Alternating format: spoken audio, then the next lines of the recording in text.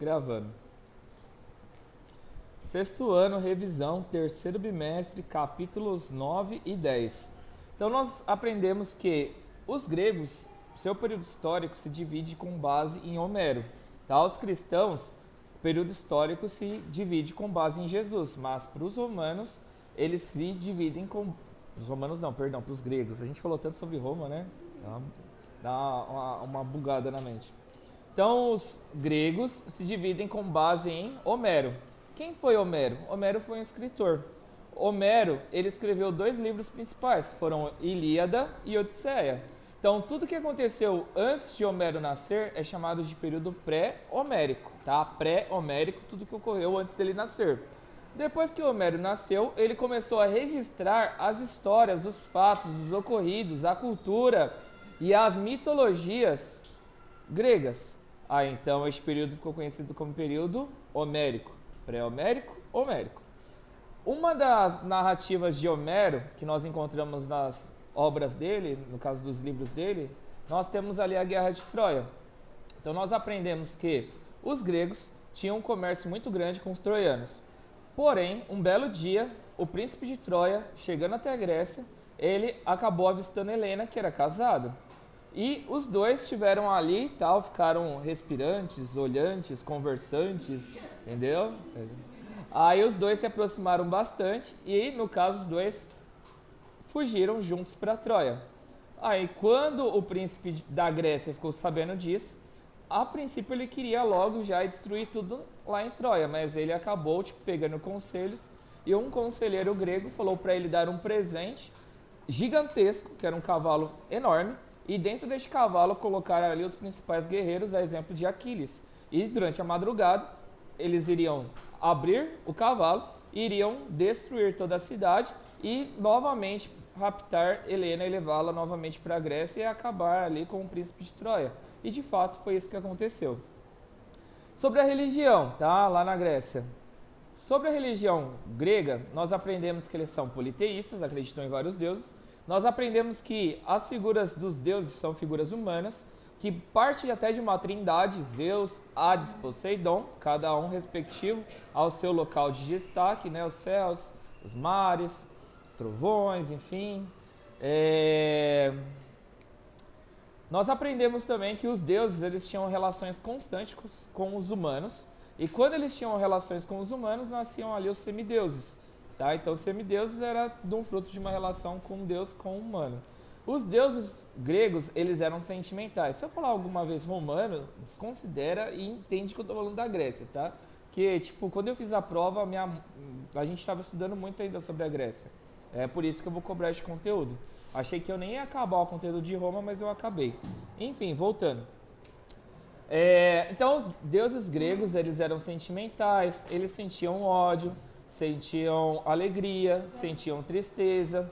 Então, eles tinham sentimentos. Cada cidade grega também eles tinham ali como se fosse um patrono, certo? Então, cada cidade eles cultuavam a um respectivo deus. Exemplo, em Atenas, a deusa Atena era a deusa da cidade. E, no caso, eles faziam oferendas para os deuses respectivos, acreditando que aquelas oferendas traziam sorte, traziam bênção, traziam proteção e os abençoavam respectivamente. Prosseguindo, contribuições gregas. Então nós vimos que os gregos têm várias contribuições para nós. Eles foram inventores do teatro, tá? Dionísio ali, muito conhecido no teatro. E o que se passava no teatro grego? A tragédia e a comédia.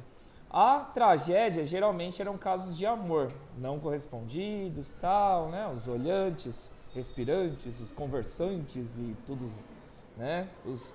Os presenteantes. Então, existia, né, a tragédia, que nem eu falei que era um caso de romance, e a comédia geralmente era uma forma deles criticarem um governo local. Tá? Então, se um governo não estava sendo bom, o teatro seria ali um momento onde que eles poderiam fazer isso. E nós vemos isso hoje também, né? No stand-up. Stand-up também, muitas vezes é utilizado como forma de crítica ao governo local. Bem que o governo hoje em dia está tomando cadeirada de um lado para o outro, né? Filosofia. Filosofia. Então a filosofia também nasceu na Grécia, a filosofia que significa amor, a sabedoria. Então, na filosofia, nós temos aí grandes nomes, Platão, Aristóteles, Pitágoras, depois ali que vai estar relacionado à matemática, enfim, grandes filósofos nós temos ali na Grécia, que eles tinham como objetivo realizar debates. Então, hoje em dia, às vezes, se a pessoa ela vai contra aquilo que você acredita, então, às vezes você fica com raiva dela e dá uma cadeirada nela. Só que naquela época eles achavam bom discutir, debater com uma pessoa que pensasse diferente, porque eles entendiam que eles poderiam aprender com aquela pessoa que tinha um ponto de vista diferente. Esportes. Então, os esportes na Grécia também mega importantes, foram inventores das Olimpíadas. Nós aprendemos que eles, até em guerra, durante 30 anos de guerra, eles paravam de 4 em 4 anos durante as Olimpíadas. Tava lá todo mundo guerreando, chegou o período das Olimpíadas, obrigado amigo, você é um amigo, eles paravam de guerrear e praticavam as Olimpíadas. E nas Olimpíadas nós aprendemos que também era uma forma de cultuar os seus deuses, tá? Então vamos supor que lá nas Olimpíadas, tá, deixa eu ver aqui, a Júlia, ela participava de uma cidade que tinha um respectivo deus, ela foi vencedora das Olimpíadas, então automaticamente o deus da cidade dela acabava se sobressaindo pelos deuses dos demais, porque se ela ganhou a Olimpíada é por conta que o deus da cidade dela é mais forte que os outros deuses. E depois, os vencedores das Olimpíadas, se a Júlia ganhasse, ela iria ser declarada como uma semideusa. Então, participar das Olimpíadas também era uma forma de ter o seu nome registrado na história. Ganhavam lá, ó, tipo uma coroinha de louro, ganhavam uma estátua, tá? E ganhavam toda essa veneração. Sobre a história, nós aprendemos também ali que nós temos Heródoto, que é o pai da história. Por que pai da história? Porque antes acreditava-se muito na história somente por mitos. Tipo exemplo lá de Rômulo e Remo, com a loba. Heródoto, ele começou a incentivar que a história fosse escrita com base em pensamentos científicos. Um exemplo, a Arca de Noé. Beleza, tá na Arca de Noé, tá lá na Bíblia. Mas alguém achou um pedaço da Arca de Noé? Atualmente nós temos registros de pedaços, sim, até de onde que chegou a Arca de Noé. Então Heródoto, ele era a favor da história narrada de acordo com pensamento científico, com registros, tá? Com algo concreto, não tipo um mito que alguém contou e ninguém consegue comprovar. Fácil. Próximo, medicina, tá? Hipócrates de Cos também ali foi o pai da medicina, aonde que ele acabou deixando de lado a superstição, tá? Então antes acreditava-se muito tipo em coisas supersticiosas. Vou aqui tipo dar um beijinho no seu machucado que você vai ficar curado agora. Superstição. Então, no caso, Hipócrates de Cos, ele começou a divulgar a medicina com base na ciência. Não, você vai tomar esse chá, porque esse chá ele tem uma propriedade química que vai agir na sua dor de estômago. Então, ele começou a incentivar esse tipo de medicina. E até hoje, nas grandes universidades, os médicos eles fazem o juramento de Hipócrates de Cos. Democracia. Então nós vimos que algumas cidades, a exemplo de Atenas, a democracia era bastante exercida. Então as pessoas elas poderiam dar sua opinião e os governantes poderiam escutar a opinião da sua população, tá? Diferente, por exemplo, de uma Coreia do Norte, tá? Hoje em dia, se a pessoa vai contra lá o Kim Jong-un lá da Coreia do Norte, é preso. Se for só preso, tá bom. Arte. Então nós vimos também que os gregos também eles influenciaram bastante em obras artísticas. Na Grécia era forrado de vários monumentos, aquelas pilastras, sabe que tem os esquinhos assim? Você bate o olho ali e tal, já vê que é uma pilastra grega, muitas estátuas forradas, espalhadas por toda a Grécia. Então acabaram influenciando bastante na arte. Guerras médicas. O que foi as guerras médicas? As guerras médicas foram uma guerra que a Grécia travou contra os medos. Quem são os medos? Os medos era porque eles viviam no meio da Ásia. E nós chamamos hoje essa parte do meio de Oriente Médio. E o povo que era o mais forte lá do Oriente Médio eram os persas, que viviam ali no meio do Oriente Médio. Por isso que é chamado de povos medos. Mas hoje nós conhecemos que esses medos são os persas. Então, os persas, ou medos, enfim, eles queriam expandir seu território, invadindo a Grécia e, consecutivamente, a Europa, porque a Grécia era o maior império daquela época. Então, a guerra entre os medos, persas e os gregos ficou conhecida como guerras médicas, e só foi vencida pelo auxílio que aconteceu da fusão entre os atenienses e os espartanos, e conseguiram vencer. Guerra do Peloponeso. Depois das guerras médicas, os atenienses viram que somente ficar estudando matemática, ciência, história, química, filosofia não era o suficiente, porque ninguém ia guerrear com livros, e sim com espadas. Então os atenienses viram que era importante criar um exército, e eles acabaram incentivando outras cidades vizinhas, onde que o governante de Atenas ia pegar impostos das outras cidades para poder manter um exército forte, pegando também os principais guerreiros das outras cidades para poder formar esse exército. Esse exército ficou conhecido como como Peloponeso. Tá parecendo a atual janela de transferência. Mais ou menos. Então ficou conhecido como Peloponeso. Aí daí depois nós vimos que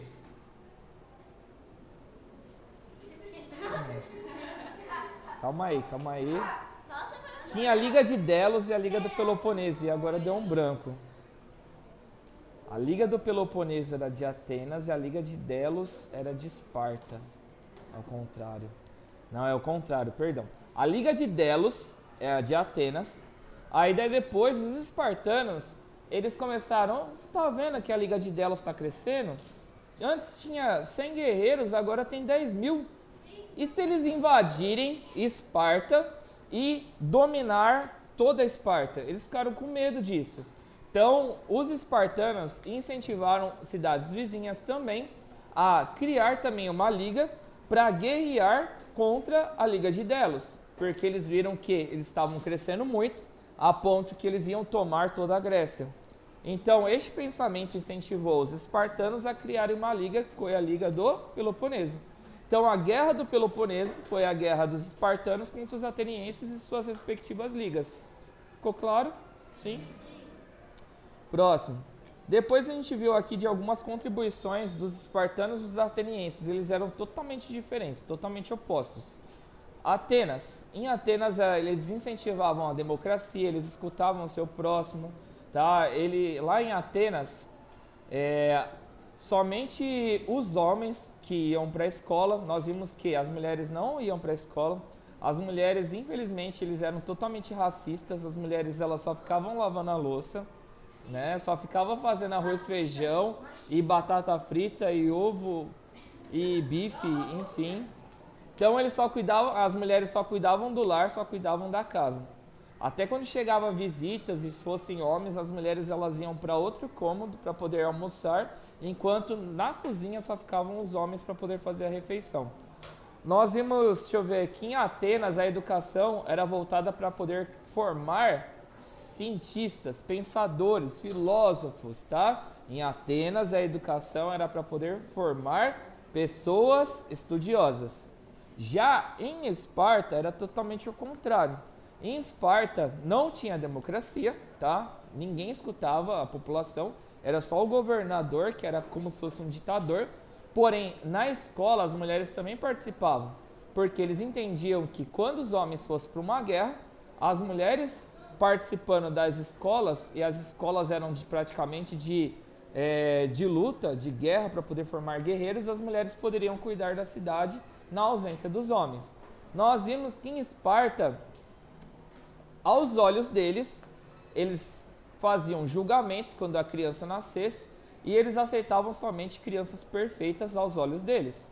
Então, se a criança nascesse com alguma dificuldade visual, auditiva, se nascesse muito pequena, se a criança nascesse com alguma forma que eles julgassem não for um padrão para a sociedade espartana, essa criança era morta.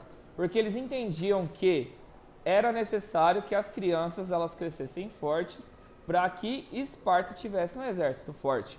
Nós vimos também depois lá que em Esparta tinha lá depois um teste praticamente perto dos 18 anos, onde que os adolescentes eles ficavam ali 1 ano sem nenhum recurso, somente com a roupa do corpo, sem nenhum dinheiro.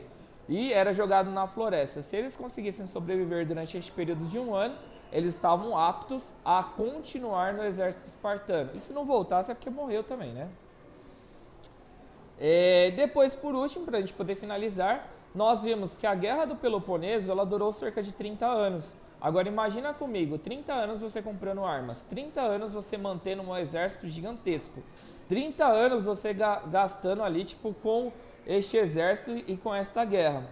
Essa guerra ela desgastou muito, tanto Esparta quanto Atenas. Os dois gastaram muitos recursos e ficaram enfraquecidos, abrindo então espaço para que os macedônios, que era tipo como se fosse o norte da Grécia, tá?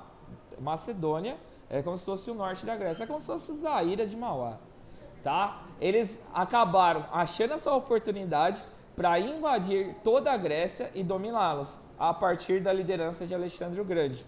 E é dado o nome de Alexandre o Grande não é por conta da estatura, mas sim por conta do império dele, que foi um dos maiores que já pisaram nessa terra, conquistando o norte da África, o continente asiático, o continente europeu, só que também de curta duração, que Alexandre o Grande ele morreu de febre. E os seus sucessores não conseguiram ali manter todo este império de Alexandre o Grande. E finalizamos por aqui. Não esqueça de fazer o resumo a ser entregue no dia da prova. E não é para destacar, é para ficar no seu caderno. Quanto que é de texto que é para fazer? Geralmente dá uma folha de caderno. Geralmente, uma folha no mínimo. Tem gente que traz para mim 3 folhas às vezes. Mas às vezes uma folha eu acho que já é o suficiente. Um abraço.